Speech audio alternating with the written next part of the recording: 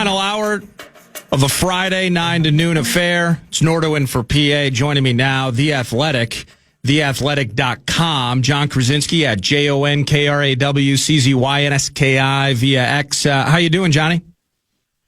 I'm doing good, Nordo. How are you doing, man? It's a beautiful day indeed. I need these temps to increase, and we will get there. And that's about what I'm thinking about. I'm thinking about a hockey team getting a W. The Twins' dysfunction appears to be continuing, and I'm thinking about our hoop squad handling OKC last night. And this is a weird way to put it, but just kind of to kick things off, John. What is the level of impressed that we should be as Rubes and fans watching what we did last night, the Wolves handling OKC in town to make it 3 in a row? Yeah, you could look at it two ways. One is that Oklahoma City didn't have 3 rotation players, including 1 starter. Jalen Williams was out, Alex Caruso, AJ Mitchell, both all out. And so you say, well, yeah, the Thunder were shorthanded, so was it really that impressive? But then on the other side, the Wolves were on the second night of a back-to-back. They were on their 4th game in 5 nights, and yet they still were the more physically imposing, more aggressive, just cleaner and better playing team. And so I did walk out of Target Center impressed, and I think that it was needed because now they've won 3 in a row after that ugly 5-game losing streak. And it does feel like they've got a little bit of their swagger back. And when you watch this team play a high-level opponent, that is when they are always at their best. It gets a little maddening when they don't take some other teams seriously and they mess around. But they came out right from the start against the best team in the league, and they took the fight to them. And for me, for that reason, I just think that was a really good win for them last night. Yeah, I lean that way as well. Now, it's as unpredictable as it can be. You mentioned that, and it's almost, I don't want to say it's cliched or stereotypical, but kind of the idea of this team not having it potentially in a midweek game against the Wizards, but then they show up against OKC. You think they were stung at all by that 5-game loss streak to maybe lend to the idea that this is what we're going to get maybe more often moving forward? Well, yeah, I think so, but I also do think that they are having some soul searching in terms of just the character of the group a little bit. In terms of Anthony Edwards said it last night after the game. He said, look, I've got to be more locked in defensively against some of those teams that aren't as good. Like when he faces Shai Gilgeous-Alexander and the Thunder, he is ready to roll defensively, and he puts out amazing effort the whole game. When they are facing Dallas without any of their guys, the Warriors without any of their guys, he does go through the motions. And so that is a part of his maturity process that has to get better. I think Jaden McDaniels has a bit of that same energy, and approach sometimes as well. And when those two are locked in defensively on the perimeter, it just makes an enormous difference. And when they are kind of just, playing it 50% and not giving it everything they've got, then the Wolves look rather ordinary. But those two guys are special when they decide that they're gonna, clench their jaws and get in front of you and not let you score. And that's what we saw last night. And so it is their challenge to do it more often and be more consistent. At the same time, Nordo, they're 30-19. They're in 5th place in the West, and they're in really good shape, especially compared to where they were last season. And so, we'll see how this all plays out, but definitely still some maturing to do on that front.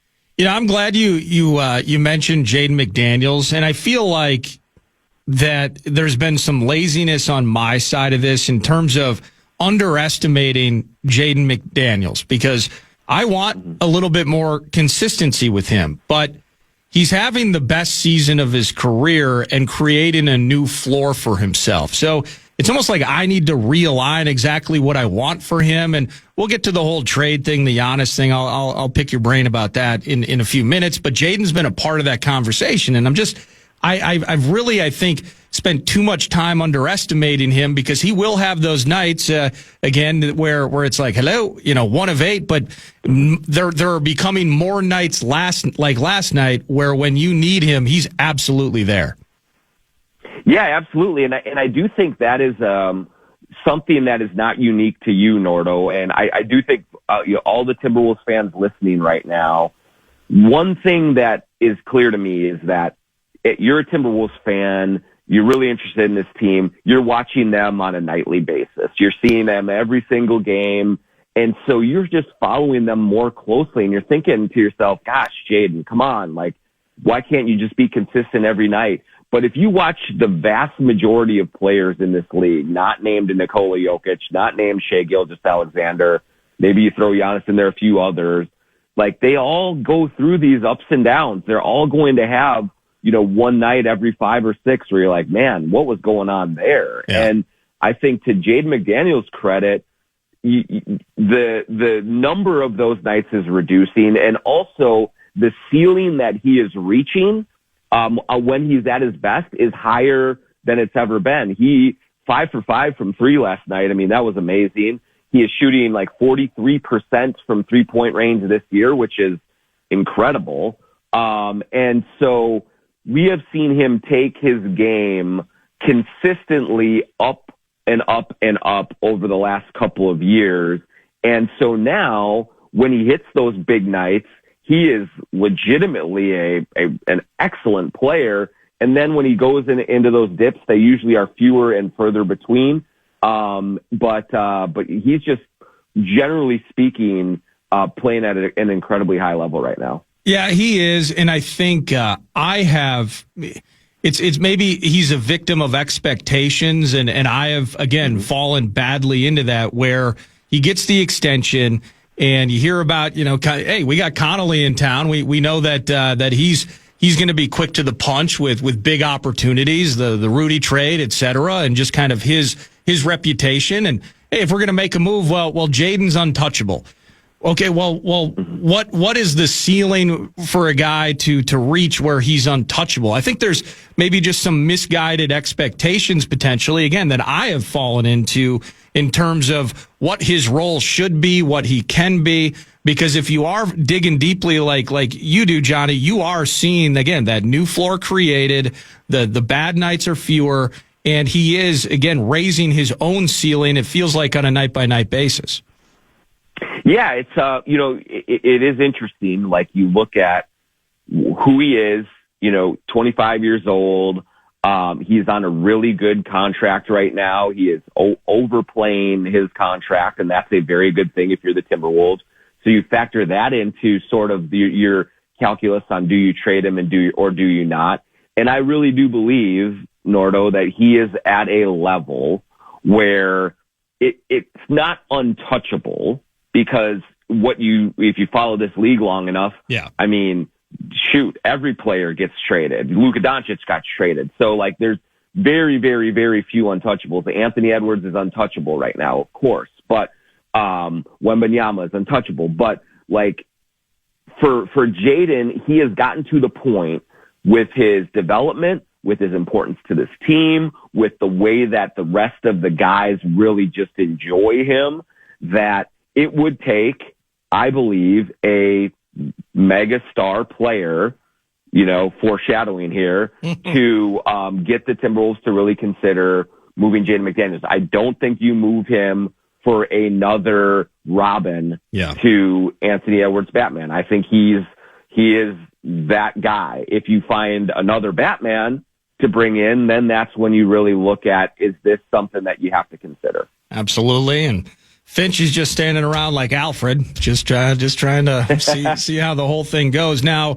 the most important thing you'll be asked all day, and I know you're not a medical professional, what's up with the toe, Johnny? So this thing, and I can't get it out of my head. Like, when I hear infection in a toe with Anthony Edwards, this foot management, I'm picturing like gangrene. Like, I'm picturing like a dog gnawing on this thing, and it's just like open sores, like it's leprosy or something like that. Do we know what's up with the toe? A guy that never misses games, missing a lot of games, and just hopefully his health's okay, obviously. But is this kind of what we've seen in terms of managing it? Is this just what we're going to have to deal with maybe for the duration of this season? Yeah, it's been a nagging thing, Nordo, like that he's had to just deal with, I think, longer than some of us expected. I know that he's gotten a ton of treatment on it. I mean, he's had some, antibiotics and things for the infection. But one of the things that is a problem right now for the Wolves and for Anthony Edwards is the volume of games played right now is really, really high. I think they're playing 10 games in 17 days. They just finished 4 and 5 nights. Lots of back-to-backs, and I think that, the constant playing is not helping that toe heal. Okay. And so it's not something that is, like, debilitating. It's not something that they're worried about being a long-term issue for him or, like, needing, real surgery or anything like that. But it is one of those things that if you don't get several days and extended time to really, rest it and treat it and everything. And you have to keep going back and putting your sweaty foot in that sweaty shoe and playing for 38 minutes a night. Like it's hard to get it to heal. So I think there is some hope that the All-Star break will give him a little bit of time to get off of his feet, and maybe he comes back out of there with this issue reduced. But right now it is just kind of one of those things that's lingering around. And so I think, you might see another instance or two over the next month or so where he has to take a game off just to rest it and give it a little more time. But, it's been a frustrating thing for him to have to deal with for sure. Yeah, no doubt about it. Just let the toe breathe. Hopefully you can find some time to get that thing healthy again. Let's dig into it. NBA trade deadlines around the corner. The headline, of course, multiple reports that Tim Connolly and the Wolves, one of a handful of executive, of teams, and then Tim Connolly, a handful of executives, pondering this whole Giannis thing. Now, the Bucks, this is where it just, what do you think? How about this? What do you think about this whole Giannis thing and the Wolves as the trade deadline approaches? Yeah, man, it's super interesting. And I mean, aggregators calm down here, but like, as I kind of lay this out, understand that every team in the league right now is looking at Giannis Antetokounmpo and seeing if they can find a way to bring him in. He's that special of a player. He's a top 3 player in the league. Yeah. Been an All-NBA the last 9 seasons. He is a dominant force. And so the Wolves absolutely are looking at scenarios and trying to see if there is something out there that makes sense for them to get done to bring Giannis to Minnesota. There's certainly been a lot of national reporting about Giannis being open to coming here, and I don't have any reason to doubt any of that reporting. The thing that gets really complicated for the Timberwolves and for a lot of teams that are trying to trade mid-season like this is that they don't have the draft pick compensation right now to offer to Milwaukee. If they're going to trade their face of the franchise, their best player of all time, they're going to want to rebuild with draft picks to get younger and try and find that next big star. Yeah. The Wolves do not have picks to trade. And so in the absence of that, they can try and look for third and fourth teams to bring in to the mix. And maybe you send player X to another team and get a draft pick out of that, and player Y to another team and get a draft pick out of that. And then you can send those picks to Milwaukee. But whenever you have to add third and fourth teams, it just gets so complicated to be able to pull it off. So would I put, the odds of Minnesota getting Giannis very high right now? No, I think it's just, especially mid-season, it's just really, really hard to pull a deal like this off. But I am not going to rule it out because Tim Connolly is very aggressive and he does have contacts all over the league and he does know how to broker deals like this. So they are in on Giannis Antetokounmpo. They are looking at it. It's just a very, very complicated picture to try and sketch out to see if they can come up with what it would take to get it done. Well, I'm glad I just let you, the expert, lay it out, because that's what I've been thinking about, Johnny, is, we can do the ESPN trade machine and we can make the money pop and all of that. But in the end, they don't, this sounds dumb. They don't need they could use Jaden McDaniels actually, but like Julius Randle. They don't even need Rudy. Maybe they appreciate Randle because of a expiring contract. They're kind of on the short term with that. You're not rebuilding when you have Ryan Rollins and AJ Green filling out your starting backcourt. When Kyle Kuzma is your mid-range contributor. When Miles Turner, whose acquisition has been nothing short of, mostly a disappointment / disaster, you need young talent. And so it does become, hey, we got to flip Julius for a first, et cetera, to XYZ team, and then flip that to Milwaukee. That's kind of a rat's nest, man. It really is. It really is. And so what we don't know exactly from the Bucks is what they want out of this. Yeah. You could make an argument, Nordo, and I would make an argument that if you want to rank sort of the available assets out there in the market for Giannis Antetokounmpo, you might say, hey, would I take a 25-year-old two-way wing who's shooting 43% from three, who may be, as the third option in Minnesota, may be well-positioned to really blossom if he's the number one option or number two on our team, and maybe raise that ceiling even higher. There's a lot to be said for getting a player like that back. Yeah.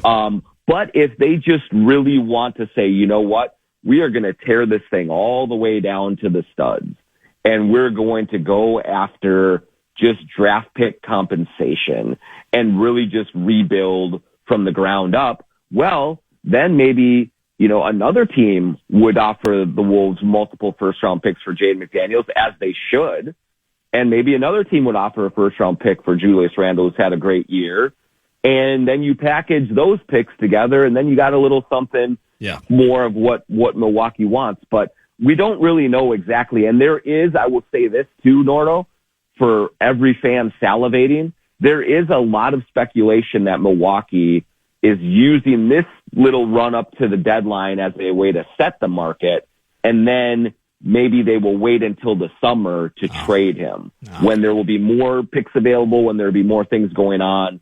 And so it is entirely possible that Giannis stays in Milwaukee through the rest of this season, and then they go and look at this summer right before the draft, something to happen. So there could be a little gamesmanship going on right now.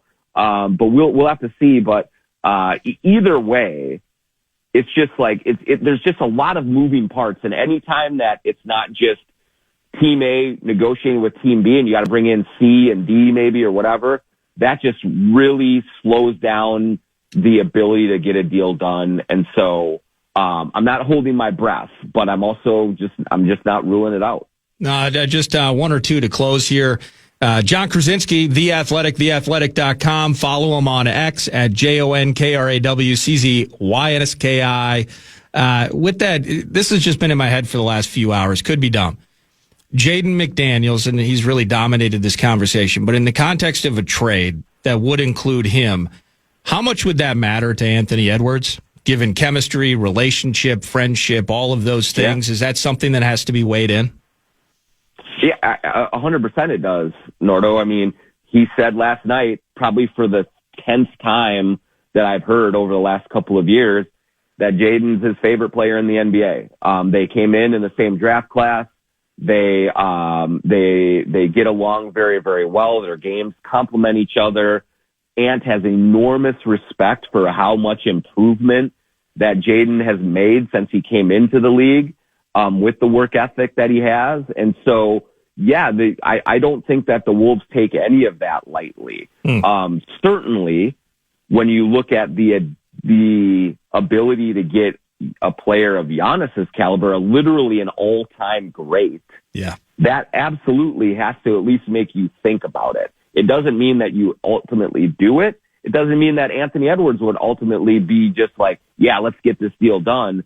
But usually if you want to get something big, you got to pay something big. And I think that's what they're looking at right now. And again, I don't think that, they've settled on any sort of, I guess, price that they would for sure pay. I think they're just looking at a lot of different scenarios right now. And Ant sure has to be at least a small part of that discussion process. And there's got to be some indication from him that he would be okay with that before they moved forward with it. And I'm not saying that he has done that at all, but yes, I think Ant has reached a level of play and a status within the organization that he does deserve to be having at least a bit of a say in a move of this magnitude. And so if they ended up doing it, it would be something that Anthony Edwards would be supportive of. And if they don't do it, maybe one of the reasons would be that Ant would say, hey, look, Jaden's my guy. Let's just roll with what we have here. Yeah.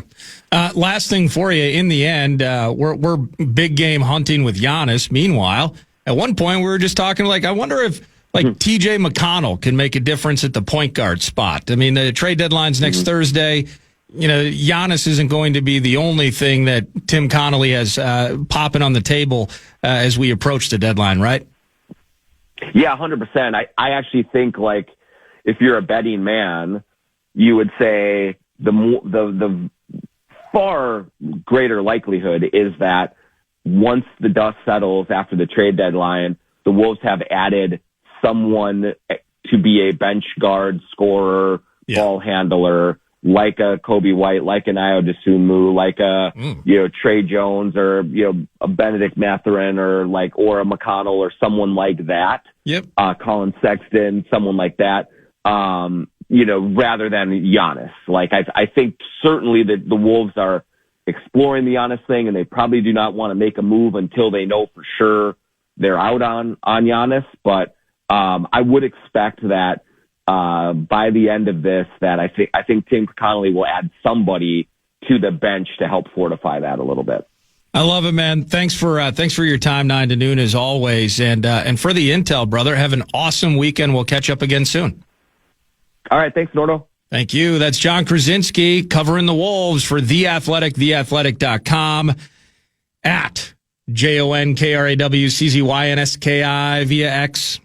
I practice that in the mirror so I can say it correctly. It's a fun name to say. But John Krasinski, whether it's us, it's Barrero, always great work covering the team and offering us his intel. So there it is. Giannis, that's going to be tough. A guard of some sort, much more likely.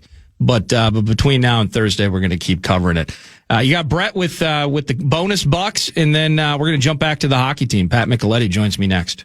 The fan wants to give you a shot to win those bonus bucks for the National Cash Contest. Head to KFAN.com. The keyword is credits. The keyword credits. KFAN.com, keyword credit. Deep in his own zone. Now 10 seconds left. Middleton plays it back of his own cage. Yuroff will just sit there. The Flames wave the white flag. And the Wild, with 2 late goals in the third, after getting 2 in the opening frame, have taken a 4-1 win here in the final game of this homestand over the Calgary Flames, as the home team wins all 3 of the season series between these sides, and Minnesota now 31 wins on the year. Final couple segments, 9 to noon. Nordo in for PA on a Friday, and in with me via the hotline right now, the Connecticut Water Systems hotline, Pat Micheletti at PatMick2626 via X. How you doing, Mr. Micheletti?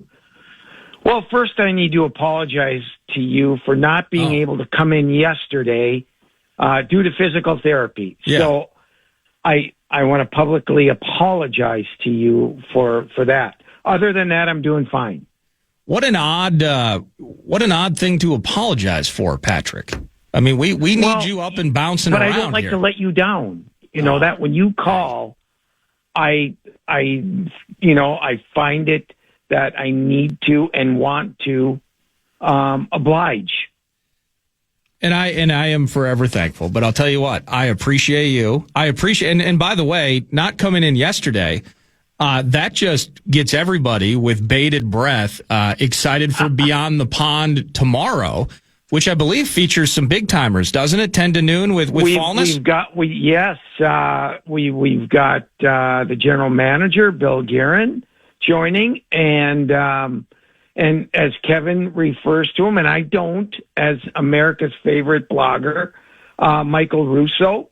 So I ain't touching that. It'll be great to have him on before he leaves for the Olympics, which he will be covering, and so always good to get Michael on with all the scoops and information that we need about the Olympics and possible trades that may occur. And so, it'll be should be a good show.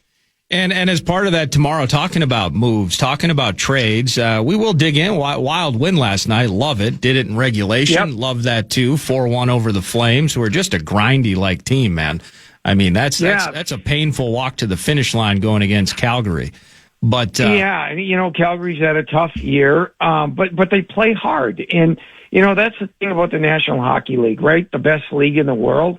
You can't take any nights off, but it is such, as you pointed out, a meat grinder of what all of these teams are going through right now. Is some nights. You might feel it and the other team doesn't feel it. And if you're not feeling it, well, it's going to be tough and it's going to be hard to win. And Calgary put up, listen, they dominated a large part of that game last night, but Minnesota found a way, to come out on top. And that's what good teams do. Indeed. How much of a grind is it now with 84 games around the corner here? Then you have the Olympics. That's not everybody's participating in the Olympics. We know that, but then potentially a long playoff run. I mean, how much does that add up over the course of a season? It's crazy. It's crazy because you think about it. You're getting hit, you're getting slashed, you're getting cross-checked, and those wear on you. And you might feel it the first time, and I'm okay, and the second time and the third time, and game after game after game, and I listen. We get on players for not having a good game or a good stretch or what have you, but you don't know what they're going through and what they're playing through. And, and instead of taking themselves out of the lineup, they're playing through stuff. And then, you get to the playoffs and, we always find out, don't we, after the playoffs, well, this guy was playing with a broken whatever. Or a severely pulled muscle or whatever the case may be. But these guys play through it, and it is a grind, and it's really like get through it. Just get through the season, and get to the playoffs somewhat healthy, and take your chances. Maybe for our favorite hockey team, it's just get to the pause, get to the Olympic break. What are you loving, Patrick? What are you maybe not loving right now about our favorite hockey team? Well, I think their resilience is showing. Just the things that we just talked about. They find a way. Getting Quinn Hughes makes a major difference. If you only watched the game last night, my God, some of the things he does. But I like a lot of the things that they're doing. I think if they really want to be considered a contender to win the cup, I think I think they need to make another move or two. Quite frankly. If they're going to make a run, and I know that Bill Guerin knows that, and I think he's working hard to do that. Well, I've talked the last couple of days. Just jumping in, I was off earlier in the week. Back in the saddle. I've talked with Fallness about it. I obviously wasn't going to ask John Hines, hey, what do you think about big game hunting at the trade deadline? I didn't ask the coach that. You guys will talk to Bill Guerin, of course, about that, I assume tomorrow. But just kind of the conversation and everything about this, it feels like has surrounded Jesper Wallstedt. And I think there's a substantial risk associated with, making a move where you get better up front potentially with, let's just say, game-changing center, right? Frontline center. Love that. Okay, well, if there's any injury issue on the back end with Gus Bus, that leaves you incredibly vulnerable. And I got people talking the last couple of days like, hey, I wonder if Fleury can still suit it up. Like, oh my goodness, what that would look like and the bind that could put us in, worst case scenario. What are your thoughts on all that? Well, here's the way I look at it, Eric. The way I look at it is, how often do you get a chance to win a Stanley Cup? Very, very, very rare, right? Very. And you can say, well, don't trade this guy or don't trade that guy. He's our future. But when do you say that the future is now, that this is our time? Because as well as I do in sports, your window closes awfully quick. Yeah. And, you've got guys like Kaprizov and Zuccarello and, guys like that. The window closes. They get older. And then what? Then you rebuild when you're off and Wallstedt and those guys get to that prime age. And when do you stop saying that and say that the time is now? Now, do I think it's very risky to move a Wallstedt? Of course I do, because he is so good. And what if Gustafsson goes down? I think that they understand that, they know that, and if they do trade Wallstedt, guess what? My guess is that a goalie would come back in return. Now, may not be the caliber of a Wallstedt, but maybe a guy that who's played in the league before, who has some experience, who can back up Gustafsson. So, that's one scenario. Secondly, I don't necessarily think that in terms of big game hunting, that they have to get the best center that's available. They may want to get a player that is trustworthy, that they can count on, that's got experience, that's been in these types of situations before. And so I don't necessarily think that they have to get that number one guy that is out there necessarily. So, we'll see which way they go. But they certainly, I believe, really need to add, either another forward or two and or another defenseman. So we'll see what happens. Dumb question, but just kind of picture it in your head. Just moving forward, right? So we got the tandem we have, and we like the tandem. It's Gus Bus and Wallstedt. If we come playoff time, John Hines would probably just go with one, right?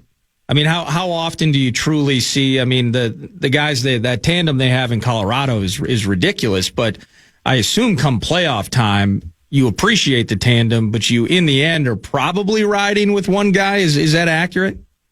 Yeah, I think you almost have to, and I think in years past, Minnesota really wasn't that contender, and so they were looking for that one guy, that goaltender. Yeah. To start stealing games, to really energize the team and get behind them and, use that psychology to get them past the first round, the second round, et cetera. This year, I think it's different because they're a different team and they will be considered, a team that has a crack at getting, past Colorado to get to the conference finals and maybe to the Stanley Cup. And so I think they'll go with one guy, and I think Gustafsson will be that guy. Last thing for you, and then I'm going to pause. I just have a buddy up in North Dakota, and he's just ragging on our Gophers right now, Mr. Micheletti. Yeah. They're, I believe, hosting Wisconsin this weekend, but tough season for the Maroon and Gold. You can catch that on Fox 9, by the way, tonight with Jim Rich and myself. Yes. What do we think about the Gophers? it's been a tough year. They're playing better, but they can't. They're really having a tough time scoring goals. Their power play's been terrific, but they can't get to 3. In the 25 games this year, they've scored 2 or less, and that's been a big issue for them. They're awfully young, and I think the talent that they have, the young guys have talent, but they're just not ready yet. And so it's been a difficult year. They're still grinding. They're still trying. Yeah. So the effort has been there. So, it's just been one of those down years, but there's still some season left. Absolutely. You're the very best. I appreciate you anytime I get to chat with you, and hopefully we can do this again next week. Absolutely. All right. Please accept my apology for yesterday. No, you're forever forgiven. Thanks, man. That's Pat Micheletti at PatMick2626.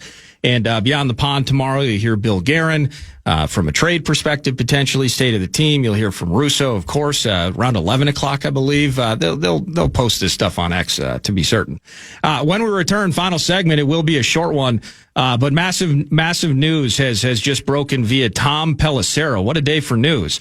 Whether it was the Twins and Derek Falvey. According to Tom Pelissero of NFL Network, Kwesi Adolfo-Mensah has been fired by the Minnesota Vikings. Thanks so much, whether it was Chad Greenway, it was Gorgie, it was Joe O'Donnell, Johnny Krasinski of The Athletic, Pat Micheletti, you heard him last segment. Again, a potpourri feast, if you will, on a Friday. Nordo in for PA. Derek Falvey, the Twins, mutually agreeing to part ways. And the baseball team's probably just like, why can't we ever measure up to the NFL as news breaking? Tom Pelissero, NFL Network, and I imagine you might hear from him next week, and it'll be an interesting conversation with Pelissero with the Power Trip Morning Show. But news breaking, he posted it, Kwesi Adolfo-Mensah has been fired as Vikings general manager. That is effectively all the news that I have and all that I've seen. Potential for a presser or a statement to be released at some point soon, I'm sure, by the team themselves. But the dam breaking with the general manager. And as we are out of time on a 9 to noon today, I mean, we got Commons a buzz in the hallway right now. Everybody in the program's next. They're going to have it handled certainly in longer form fashion. But the drafts. The free agency. I thought Alec Lewis's piece earlier in the week, and you kind of wonder, and at some point we'll get more insight into it, but you think about, in hindsight, how they handle the quarterback situation, free agency, you spend more money than anybody else in the NFL in terms of what you're putting into the roster, you get the result you get, and the decision-making behind all of that, behind the curtain with this team, and in 4 seasons, can you say that the Vikings are more poised at this stage as we enter 2026 to compete for a Super Bowl even than we were at the end of 2021? That's a very, very difficult conversation to have, very difficult to really say that you are or that you have moved the meter farther enough to get better. So Kwesi Adolfo-Mensah, we'd make jokes about it. How about that 2022 draft? How many starters have we drafted defensively over the last 4 or 5 seasons? All of that has led to clearly culminating with the dismissal of Kwesi Adolfo-Mensah. Again, that's really just it. That in terms of the news, they are on the search for a new decision maker, for a new general manager. Again, waiting to hear more from the team. But of course, this is going to dominate 9 to noon on Monday morning. Massive news, the timing of it. You're seeing Drake May and Sam Darnold in the Super Bowl. What do you think about it? Well, in some ways, we just got an answer. So thank you so much for listening to 9 to noon. It's been Nordo in for PA. Thank you all for listening. The Grum is next. It's The Fan. Have an awesome weekend. Podcast today's Paul Allen Show, or listen back to previous show and interviews by going to the iHeartRadio app or KFAN.com.